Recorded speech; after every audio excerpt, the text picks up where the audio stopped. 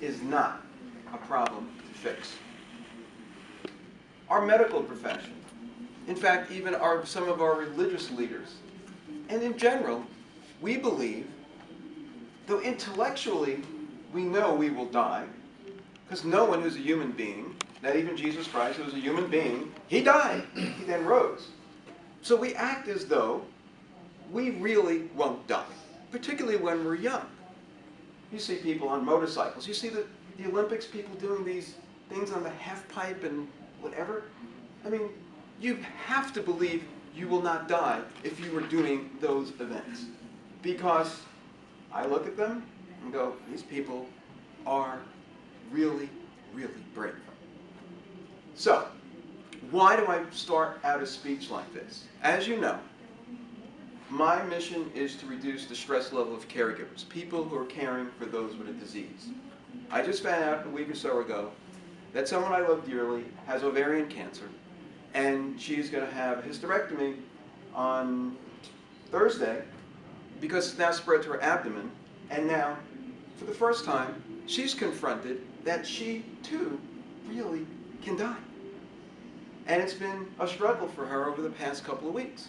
And as she says, some days she has weepy days, where you come to the realization, not only will I die, but I will not, in her case, get to see her child grow up, and perhaps maybe she could be a great-grandmother. She's confronting those things may never happen. Now, what else in your life, if you really believed, this whole room, a meteorite's going to hit, or, oh, okay, well, that's too fantastic. We live in Texas. We now have earthquakes that we never had before. Maybe we'll have like a 6.1 earthquake in this building right now. We're in a petroleum building. You know, maybe it's like, you know, revenge or the karma, accidental petroleum. And we're going to shake this building. The roof is going to fall down. We're all going to die. And you actually get a premonition of it, because like dogs and cats and other animals often know that there's tremors coming, and they give us warnings. We don't know it. You got to pay attention if you live in California. You have to have a pet, because they know. They kind of sense the tremor coming. So let's suppose I told you, I'm sensing a tremor is going to happen, and you now have 5 seconds before lights out. And then it turns out I was wrong. How would you live the next week?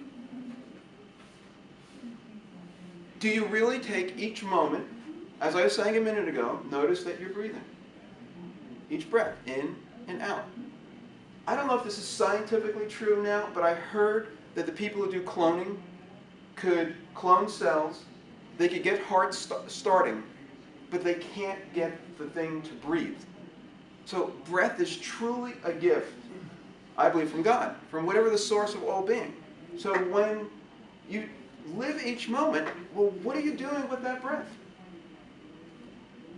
There's a wonderful Vietnamese monk whose name I can never pronounce properly. His first name is T-I-C-H. And over the week I got to read one of his books called No Death, No Fear. And what he's saying is that we live our life in the illusion that we have a beginning and an end. And most of us in society believe or think that maybe when that moment of death comes, there's nothing after it. Or some of us have been brought up that if you weren't good, you're going to go to hell, and you're going to burn, and you're going to have all this horrible stuff. Well, neither one of those positions are really true. And it might be even a heaven. There might be good things happening. I hope there is. But regardless, there was a wonderful theologian named Pascal, and he said, well, if you live your life like there is no hell and there is, you're screwed.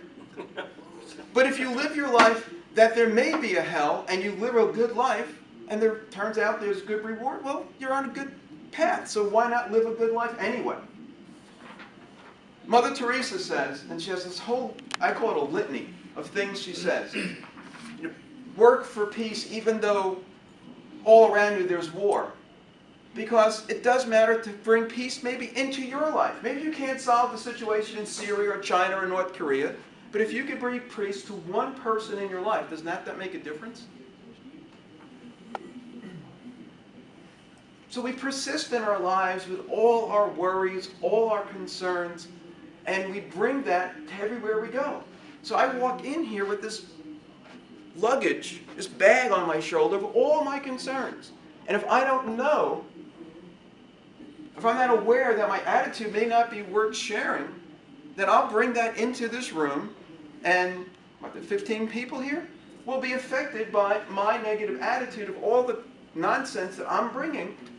And as some psychologists, and I don't know how they know these things, but they say 95%, how they know these numbers, they're psychologists, of the things you worry about never occur.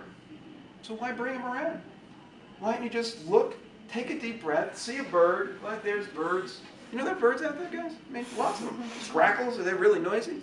But there are other birds that are sometimes in the middle of the night, and I wake up often, and you just listen, and there's a bird chirping.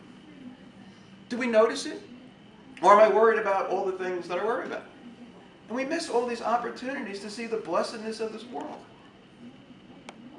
So my suggestion to you, and it's only a suggestion because I can't tell you what to do, is when the weight of the world seems to be pressing down, if nothing else, take a breath and say thank you to whatever you believe is the source of all being.